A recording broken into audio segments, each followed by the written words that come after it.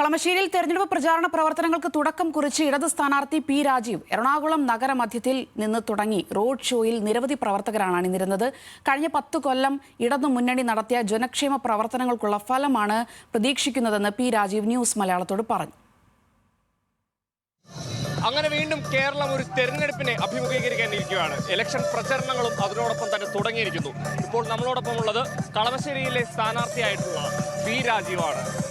രാജീവ്, എങ്ങനെ പോകുന്നു ഇനി ഒരു ഇലക്ഷൻ വൈബ്? പുതിയ കാലത്ത് ചോദിക്കുവാണെങ്കിൽ ഇലക്ഷൻ പ്രചരണമല്ല, ഇലക്ഷൻ വൈബായിരിക്കും. ചിലപ്പോൾ ഇലക്ഷൻ വൈബ് എങ്ങനെ പോകും? നല്ല വൈബിലാണ് കാര്യങ്ങൾ.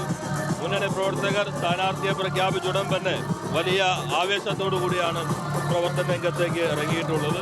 കഴിഞ്ഞ 5 വർഷക്കാലം ജനങ്ങൾക്കൊപ്പം നിന്ന് എല്ലാ മേഖലയെയും ചേർത്ത് പിടിച്ചുള്ള വികസന പ്രവർത്തനങ്ങൾക്കാണ് നേതൃത്വം നൽകിയത്. തെരഞ്ഞെടുപ്പ് വരെ മുന്നണിയുടെ സ്ഥാനാർത്ഥിയും തെരഞ്ഞെടുപ്പിന് ശേഷം എല്ലാ വിഭാഗം ജനങ്ങളുടെയും പ്രതിനിധി എന്ന നിലയിലാണ് പ്രവർത്തിച്ചിട്ടുള്ളത്. അതേപോലെ തന്നെ കേരളത്തിലെ ഗവൺമെന്റിന്റെ 5 വർഷക്കാലത്തെ പ്രവർത്തനങ്ങൾ, അതിന് മുൻപുള്ള 5 വർഷത്തിന്റെ തുടർച്ച, അങ്ങനെ 10 വർഷത്തിന്റെ പ്രവർത്തനം, അത് വികസന മേഖലയ്ക്കകത്ത് എന്തെല്ലാം ഗുണപരമായ മാറ്റങ്ങൾ ഉണ്ടാക്കി.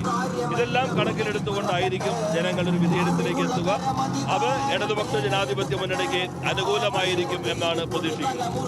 ഇടതുമുന്നണിയുടെ സീറ്റ് പ്രതീക്ഷകൾ എത്രത്തോളമാണ് ശരിക്കും ഈ തവണ? അല്ല, തെരഞ്ഞെടുപ്പ് പ്രഖ്യാപിച്ചു കഴിഞ്ഞാൽ 140 സീറ്റുകളിലും നമ്മൾ വിജയിക്കുന്നതിന് വേണ്ടിയാണ് മുന്നണി മത്സരിക്കുന്നത്.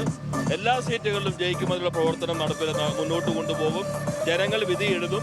ആ വിധിയെടുത്ത് ഇടതുപക്ഷത്തിന് കുറെ കൂടി കഴിഞ്ഞ തവണത്തെക്കാളും മെച്ചപ്പെട്ട രൂപത്തിൽ അനുകൂലമാകുമെന്ന് ഞങ്ങൾ പ്രതീക്ഷിക്കുന്നു. തദ്ദേശ തെരഞ്ഞെടുപ്പിലെ ഒരു തിരിച്ചടി അല്ലെങ്കിൽ തദ്ദേശ തെരഞ്ഞെടുപ്പിലെ ഒരു ഫലം ഇതിനകത്ത് ബാധിക്കുമെന്നുള്ള ഓരോ തെരഞ്ഞെടുപ്പും അതാത് തെരഞ്ഞെടുപ്പിന്റെ പ്രശ്നങ്ങളാണ് കൈകാര്യം ചെയ്യുന്നത്. തദ്ദേശ സ്വയംഭരണ സ്ഥാപനങ്ങളിലെ തെരഞ്ഞെടുപ്പിൽ അവിടുത്തെ പ്രശ്നങ്ങളാണ്. ദേശീയ രാഷ്ട്രീയമായിരിക്കും പാർലമെന്റ് തെരഞ്ഞെടുപ്പിൽ പ്രതിഫലിക്കുക.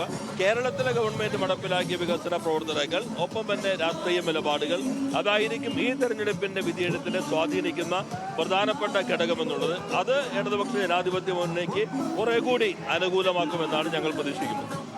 അപ്പോൾ വീണ്ടും ഒരു മന്ത്രിയായിട്ട് തന്നെ നമുക്ക് കാണാൻ സാധിക്കും എന്നുള്ളൊരു പ്രതീക്ഷ കേട്ടോ. അതെ, ഇടതുപക്ഷ ജനാധിപത്യ മുന്നണി വീണ്ടും ഭരണത്തിലേക്ക് വരും എന്ന് തന്നെയാണ് നമ്മളെല്ലാവരും പ്രതീക്ഷിക്കുന്നത്. ജനങ്ങൾ അതാണ് ആഗ്രഹിക്കുന്നത്. അതിനനുസൃതമായ വിധിയെഴുത്ത് കളമശ്ശേരിയിൽ നിന്നുണ്ടാകുമെന്നും കണക്കാക്കുന്നു. അപ്പോൾ കളമശ്ശേരി മണ്ഡലത്തിലെ എല്ലാവിധ ആശംസകളും നേരുന്നു.